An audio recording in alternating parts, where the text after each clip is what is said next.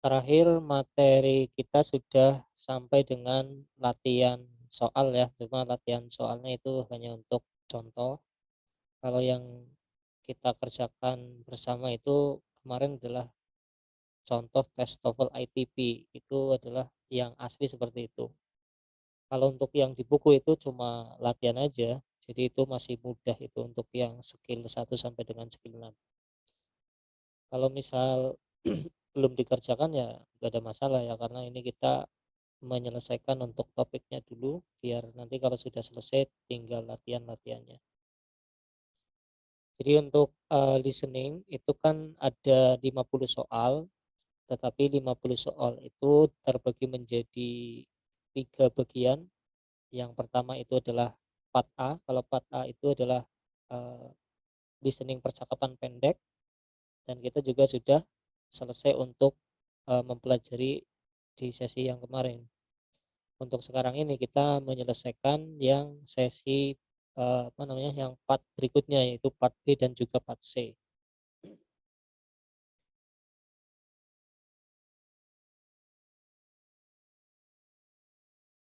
Di sini kita akan belajar strategi untuk listening yang part B dan juga part C di tes TOEFL ITP. Dan untuk materinya kita akan berkenalan dulu, nanti untuk listening part B itu seperti apa dan juga yang part C. Terus selanjutnya adalah contoh listeningnya yang part B dan part C, strategi mengerjakan dan juga untuk latihannya. Apa itu listening part B? Jadi listening part B ini adalah sebuah tes listening yang diujikan setelah listening part A. Jadi listening part A itu kemarin kan 1 sampai dengan 30, maka untuk yang listening part B kelanjutannya yaitu nomor 31 sampai dengan nomor 38.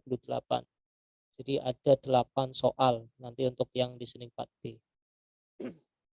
Apakah pasti? Ya itu pasti karena memang formatnya seperti itu. Tapi 8 soal ini nanti terbagi menjadi dua topik ya. Jadi yang topik pertama itu isinya 4 soal, topik yang kedua nanti juga isinya ada 4 soal. Dan untuk pembicaraan ini itu kan dilakukan oleh 2 orang, laki-laki dan perempuan. Untuk topiknya ya masih seputar topik-topik umum, biasanya permasalahan yang ada di kampus yang sering dihadapi oleh mahasiswa. Kadang mungkin tentang PR ataupun tugas, ataupun membahas hal-hal yang lain yang ada di lingkungan kampus. Kayak misalkan nyari tempat untuk, apa, ngekos dan lain sebagainya. Dan untuk, listening part D ini tentunya itu cuma didengarkan satu kali, soalnya pun itu juga satu kali diperdengarkan. Tetapi soalnya itu nanti setelah percakapannya itu selesai. Jadi setelah percakapan selesai nanti berurutan number 31 sampai 34 karena satu topik itu ada 4 soal. Nah, ini adalah penjelasan umum ya tentang listening part B maupun part C. Jadi part B itu terdiri dari 2 percakapan panjang, di mana percakapannya biasanya mengambil tempat di, universitas ataupun kampus. Dan untuk topiknya ya masih seputar topik-topik umum, yaitu topik tentang kehidupan sehari-hari di perkuliahan. Sebagai contoh, tentang clarifying class information with the professor, itu kayak misalkan informasi untuk apa ya, mengetahui kejelasan tentang sebuah kelas, berbincang antara apa itu mahasiswa dengan profesornya atau dosennya, ataupun seorang profesor yang membuat sebuah rekomendasi tentang tugas, ataupun mungkin adalah sebuah persiapan seperti presentasi. Jadi intinya untuk topiknya ya masih topik-topik umum, cuma yang ada di lingkungan kampus. Dan untuk yang part saya di sini itu bukanlah sebuah dialog, melainkan ceramah singkat. Jadi short talk itu adalah ceramah singkat. Dan ceramah singkat ini biasanya presentasikan oleh dosen. Jadi dosennya nanti biasanya mengajarkan sebuah topik kepada mahasiswanya dan topiknya itu tentunya diambil dari textbook, buku-buku perkuliahan. Jadi nanti topiknya ya tergantung dari kuliahnya, mata pelajarannya apa. Bisa seputar humanity, life science dan lain sebagainya. Di sini memang topiknya agak lebih mendalam, tidak seperti yang 4B itu. Terus untuk 4B dan 4C, setiap percakapan itu umumnya itu ada 2 menit ya waktunya. Dan setelahnya diikuti sekitar 3 ataupun 5 pertanyaan. Jadi satu topik ya isinya biasanya 3 sampai 5 pertanyaan. Dan untuk pertanyaannya tentunya menanyakan topiknya ya, ide utama dari percakapan tersebut dan juga informasi rinci yang ada di percakapan tersebut. Dan di sini biasanya topiknya imply. Imply itu ya tidak secara langsung disebutkan. Jadi ada 2 yang nanti ditanyakan. Pertama adalah topiknya, yang kedua adalah informasi rinci. Tapi kan informasi rinci biasanya nggak cuma satu. Dan untuk contoh listeningnya seperti ini adalah contoh listening 4B. Sebelum mendengarkan percakapan itu ada nanti sebuah petunjuk. Jadi petunjuk ini yang memberitahu kita bagaimana kita mengerjakan soal listening 4B maupun 4C. Jadi setelah listening 4A selesai nomor 30 nanti ada petunjuk dulu seperti ini. Baru nanti kita diminta untuk mendengarkan sebuah dialog untuk listening yang 4B. Nah, setelahnya itu ada 4 pertanyaan. Nanti ada instruksi lagi untuk mendengarkan topik yang kedua, setelahnya juga ada 4 pertanyaan. Jadi ini yang listening 4B seperti itu. Untuk yang 4C juga sama seperti itu. Terus strategi untuk listening 4B bagaimana? Yang pertama adalah preview pilihan jawabannya. Jadi sebelum kita mendengarkan dialog, itu ada baiknya kita melihat pilihan gandanya dulu seperti ini. Nah, gunanya untuk apa? Untuk nanti kita bisa mengartikan dulu atau untuk memahami maksudnya. Dan yang kedua bisa digunakan untuk menebak pertanyaan yang kemungkinan muncul. Karena untuk waktu menjawab satu nomor ini kan cuma 12 detik. Maka kita juga perlu memanfaatkan waktu sebelum percakapan untuk melihat pilihan gandanya dulu agar nanti bisa diartikan. Yang kedua adalah ketika mendengarkan dialog, usahakan sambil melihat pilihan jawaban dan juga simpulkan hal-hal penting seperti topiknya dan juga informasi rinci. Nah, di sini kita sambil melihat pilihan ganda. Kenapa ya? Karena sebuah pertanyaan di listening 4B maupun 4C itu selalu terstruktur. Struktur maksudnya ya percakapan awal itu biasanya untuk nomor-nomor awal. Percakapannya agak lama ya, nanti ke soal yang berikutnya seperti itu. Jadi kalau kita sambil melihat pilihan ganda, nanti ada salah satu pilihan ganda yang disinggung, ya kemungkinan jawabannya lagi berada di situ. Nah, tinggal kita paham ini nanti untuk kira-kira yang lagi dibahas yang mana. Karena kan kita belum mengetahui pertanyaannya ya nggak bisa langsung menjawab, paling hanya bisa untuk sebagai referensi nanti kira-kira yang menjadi jawabannya yang mana. Kenapa? Karena sudah disinggung-singgung dulu, kita udah melihat di pilihan ganda. Terus yang berikutnya fokus pada awal-awal percakapan di mana topik seringkali ditemukan di baris-baris awal. Nah, jadi untuk topik kadang kan dibicarakan di awal-awal percakapan. Cuma awal percakapan bukan di percakapan orang pertama ya. Jadi biasanya udah ber, beberapa baris lah percakapan. Dan itu biasanya topiknya ada di situ. Oleh karena itu, ketika kita mendengarkan sambil melihat jawaban nanti ada yang disinggung, nah itu kemungkinan sedang membicarakan topiknya atau membicarakan jawabannya. Jadi kita harus sama sambil melihat pilihan ganda ketika mendengarkan. Terus yang berikutnya adalah mengetahui pertanyaan-pertanyaan yang biasanya diujikan di listening 4B. Jadi pertanyaan siapa saja. Nah, untuk pertanyaannya yang pertama tentunya topik ya. Jadi topik ini biasa diuji di awal pertama kali. Dan untuk pertanyaan topik itu ada beberapa macam, ada what is the topic of the conversation dan lain sebagainya di sini. Jadi kita perlu mengetahui dulu ya artinya dan maksudnya biar nanti nggak perlu mengartikan. Seringnya sih yang dipakai adalah what is the topic of the conversation. Kadang juga menggunakan what are the men and women discussing. Terus kalau kita sudah mengetahui pertanyaannya, barulah lokasi jawabannya. Kira-kira kalau topik itu jawabannya berada di mana? Jadi untuk jawabannya ya biasanya diucapkan di awal-awal percakapan, tapi enggak awal sekali ya, tapi nanti agak di baris-baris ketiga ataupun baris keempat. Ketika mendengar sambil melihat nanti kan ada yang disinggung.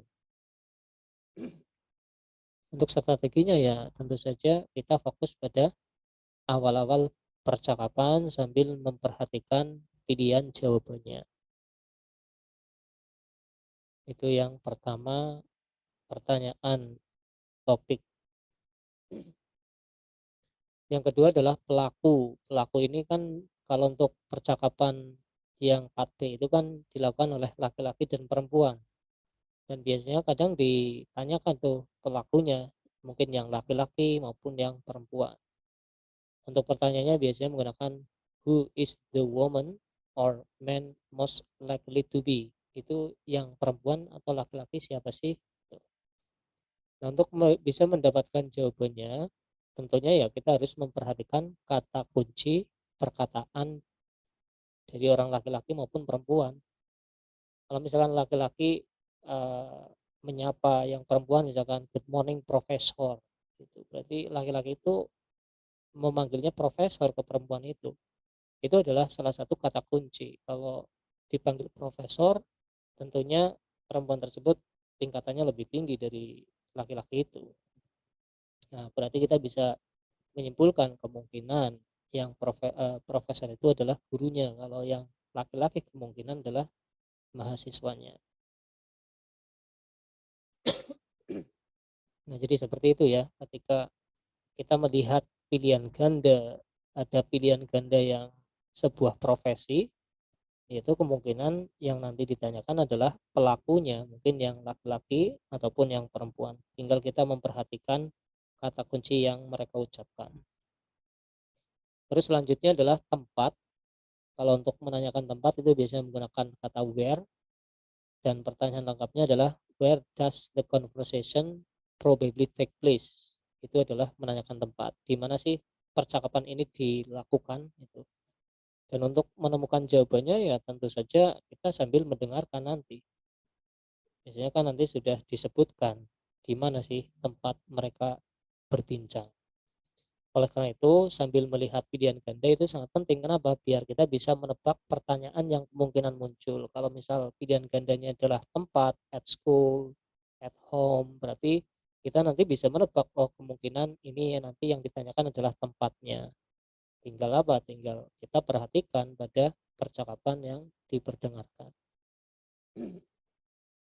Selain itu juga bisa menanyakan tempat yang lebih rinci, kayak misalkan percakapannya itu sedang meminta bantuan laki-laki kepada perempuan untuk mungkin apa namanya meletakkan sesuatu hal. Nah, di situ juga kita bisa perhatikan ya dari apa dari pilihan gandanya itu dan tentunya dari topik pembicaraannya. Jadi untuk tempat itu biasanya menanyakan tentang tempat mereka berdiskusi, bisa juga menanyakan tempat tentang sebuah objek, mungkin topiknya itu sedang meminta bantuan. Terus strateginya ya mendengarkan sambil memperhatikan pilihan jawabannya dulu, fokus pada kata kunci perkataan ketika menyinggung tentang tempat. Jadi kita perlu berhati-hati dan harus selalu memperhatikan ya pilihan gandanya itu.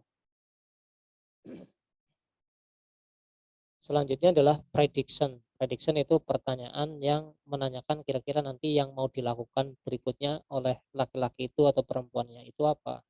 Dan adalah pertanyaan prediction. Untuk pertanyaannya biasanya menggunakan kata-kata what will the man, woman probably do next. Kira-kira laki-laki itu atau perempuan itu mau melakukan apa lagi. What are they going to do next? Ini juga bisa digunakan untuk menanyakan sebuah prediksi apa yang akan dilakukan selanjutnya. Terus untuk prediksi ini strateginya ya fokus pada akhir-akhir percakapan. Biasanya untuk pertanyaan prediction itu diujikan di nomor terakhir. Oleh karena itu kata kuncinya itu biasanya berada di kalimat terakhir itu. Akhir-akhir percakapan itu yang menjadi kata kunci kira-kira yang akan dilakukan oleh mereka itu apa. Maka kita harus fokus ya untuk mendengarkan dari awal sampai akhir. Untuk pertanyaan yang lain apa? Pertanyaan yang lain ya bisa pertanyaan yang lebih rinci. Oleh karena itu kita perlu mengetahui 5W1H atau 6W1H kayak why, when, how long, how, dan lain sebagainya. Ini adalah pertanyaan yang lebih rinci. Why itu tanya tanya alasan, kapan, how long, durasi, how, caranya, how many, how much, menanyakan jumlah. Ini adalah pertanyaan rinci. Dan pertanyaan rinci ya biasanya diujikan dalam satu paket topik tersebut. Jadi seperti itu untuk strategi listening yang part B maupun part C. Strateginya sama, cuma di sini kan kalau untuk yang part C kan lebih panjang. Cuma untuk strategi pengerjaannya sama dan pertanyaannya juga sama, topik dan juga informasi rinci. Cuma informasi rincinya ya tentunya lebih banyak. Kenapa? Karena topiknya kan lebih ke spesifik apa itu mendiskusikan yang lebih spesifik kalau untuk yang part C. Kenapa? Karena ceramah dosen yang memberitahukan sebuah materi pembelajaran di kampus.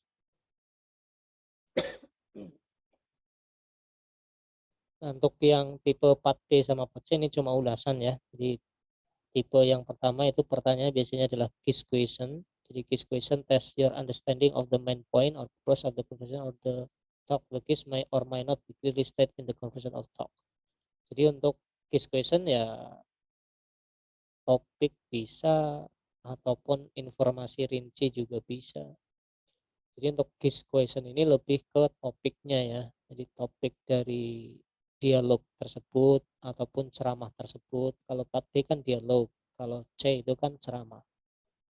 Dan umumnya ya tadi seperti tadi dirujukan di awal. Ini adalah contoh-contoh pertanyaan tentang topik. What are the speaker mainly discuss dan sebagainya. Terus selanjutnya adalah detail question, pertanyaan yang rinci.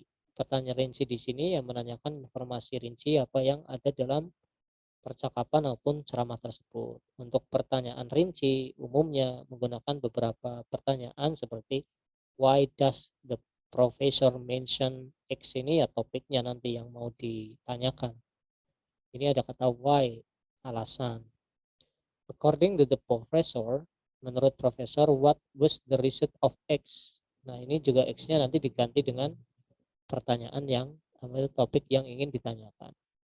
Semuanya di sini adalah rinci semua. Oleh karena itu, kita harus berhati-hati untuk mendengarkan apa yang disampaikan oleh dua orang tersebut maupun oleh lecturer atau dosen.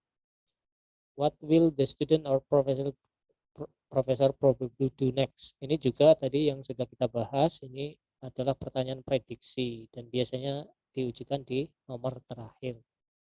Nah, itu adalah listening untuk part D maupun part C. Oke, selesai. Mungkin ada pertanyaan untuk pembahasan kita listening part B maupun part C.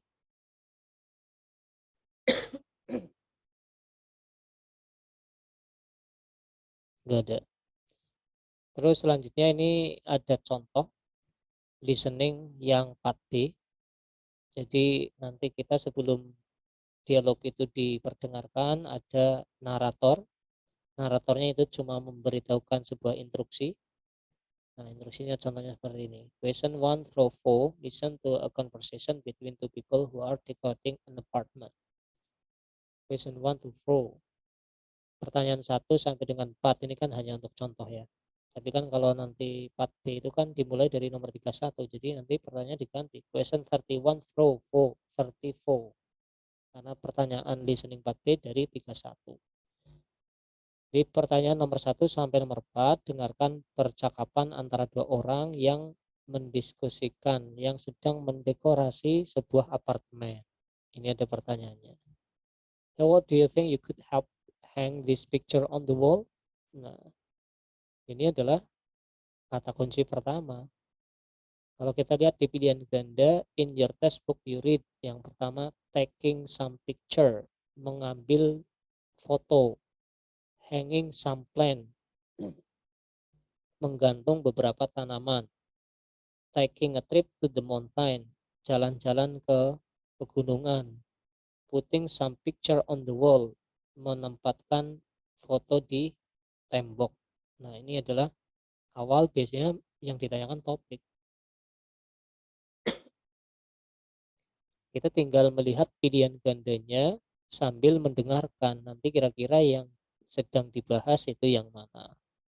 Kalau di awal itu kan di baris kedua, baris yang pertama kan mengatakan, do you think you could help me? Bisakah Anda membantu saya? Hang this picture on the wall. Itu hangnya itu kan sinonim dari kata putting.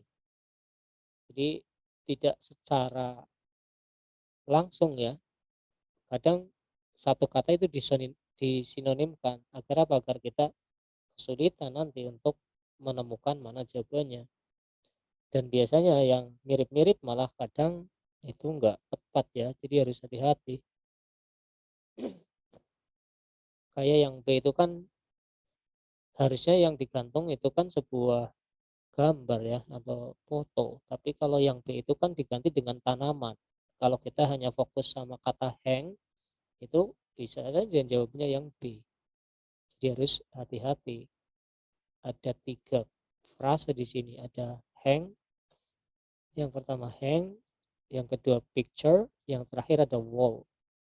Dan kita bisa melihat pilihan ganda yang memiliki hal yang serupa lebih banyak, ya kemungkinan itu jawabannya. Biasanya ada satu yang disinonimkan seperti ini. Ini yang pertama. Terus yang kedua, how many picture are there? Ini kan pilihan gandanya berupa angka ya, berarti biasanya menanyakan jumlah. Jumlah itu menggunakan kata how many, how much. Kita nanti fokus ke kata-kata yang menyebutkan angka di percakapan yang mana. Kalau kita lihat di sini setelahnya hang this picture on the wall ada there are only 2 of them. Cuma ada 2. Berarti jawabannya ya ini tuh. Terus yang ketiga, where is the picture of the Bone family going? Kalau kita perhatikan pilihan ganda di sini kan semuanya jawabannya adalah tempat. Berarti kemungkinan yang nanti ditanyakan tempatnya. Tapi tempat yang mana? Tempat mereka lagi berbincang atau tempat topiknya? Topik di sini kan sedang menggantung sebuah gambar, menggantung gambar. Dan kalau kita perhatikan di sini, sure Monica, where do you want them to go? I like the picture mounting over bla bla bla, like the family over the sofa. Di sini yang diminta ditanyakan tempatnya itu adalah foto family, foto keluarga. Kalau foto keluarga itu jawabannya ya di atas sofa. Kalau foto gambar apa itu pegunungan itu di atas perapian fireplace. Jadi yang benar ya yang B ini, above the sofa. Jadi above itu disinonimkan dengan kata over. Nah, kalau di percakapan kan over, tapi kalau di pilihan ganda pakainya above. Terus selanjutnya itu ada pilihan ganda sebuah kegiatan, sit on the sofa, photograph Monica family dan lain sebagainya. Kemungkinan karena ini pertanyaan terakhir ya, menanyakan sebuah prediksi. Kira-kira nanti yang mau dilakukan selanjutnya apa? Ada pertanyaan what is the Walt probably going to do next? Kira-kira si Walt ini kemungkinan selanjutnya ngapain ya? Berarti kan kita harus fokus pada percakapan-percakapan terakhir. Di sini ada man bilang, I think they look fine there. How about if you hold the picture while I hammer the nail into the wall? Nah, jadi sini ini percakapan sudah selesai. Berarti kan kalau kita simpulkan kira-kira kan mereka lagi mau masang, apa namanya, gambar ya atau foto, yang diminta masang itu yang laki-laki. Nah, kemungkinan yang laki-laki itu ya hammer, hammer itu memaku, memalu. Yang perempuannya ya memegang, itu apa, pakunya. Jadi yang tepat adalah yang C, hammer the nail into the wall. Ini adalah contoh percakapan untuk yang listening part B. Untuk yang 4 saya juga seperti ini sih, cuma nanti kan satu orang saja. Kalau ini kan percakapannya dua, jadi sebenarnya sama saja. Ini contoh listening yang 4B juga ya. Oh, you will hear longer question, you will hear several question, be printed, bla bla bla. Ini sama seperti tadi. Ini ada to get help in finding new college, to change his major, dan lain sebagainya. Jadi nomor satu biasanya itu yang ditanyakan adalah topiknya. Nah, ini ada percakapan. Pertama, listen to conversation between college student and head advisor. Ini adalah narator yang memberitahukan instruksi, petunjuk. Dengarkan percakapan antara college student, mahasiswa, dan juga his advisor. His advisor yang mungkin itu dosen. Good morning, Steve. What can I do for you? Ada yang bisa dibantu? Well, I have decided I want to transfer to small college. Saya ingin transfer to smaller college. Jadi dia ingin pindah, apa namanya? Pindah kampus. And you have a rough time adjusting step, but I'm sorry to hear you want to leave. Jadi si woman ini sebenarnya nggak begitu, gimana ya? Jadi dia nggak begitu setuju lah ya untuk kepergian dari si laki-laki ini pindah tempat. What I need to do is find a new college. I was hoping you might have some idea. Jadi yang laki-laki bilang, saya lagi, uh, perlu mencari kampus yang baru dan saya berharap mungkin ada ide atau mungkin ada saran. Jadi yang laki-laki ini kan minta saran kan. Nah, kalau kita perhatikan di sini, to get help in finding a new college, to change his major, to fill out application for college, to find out how to change dormitory. Ini adalah pilihan gandanya. Kalau kita perhatikan dari percakapan awal di sini, line berapa ini? 1, 2, 3, 4, 5. Nah, jadi di 5 ini adalah sebuah clue. Ya, sebuah clue untuk topiknya. Jadi jawaban yang tepat di sini ya, to get help in finding a new college. Karena memang topik pembicaranya kan pengen pindah tempat ya. Itu kan dari awal pertama sudah dikatakan bahwasanya dia ingin, apa namanya, pindah ke kampus yang lebih kecil. Tapi dia bingung. Akhirnya dia ingin minta saran. Berarti kan minta saran kan sama dengan minta bantuan. Bantuan apa? Untuk menemukan college yang baru, bukan change his major.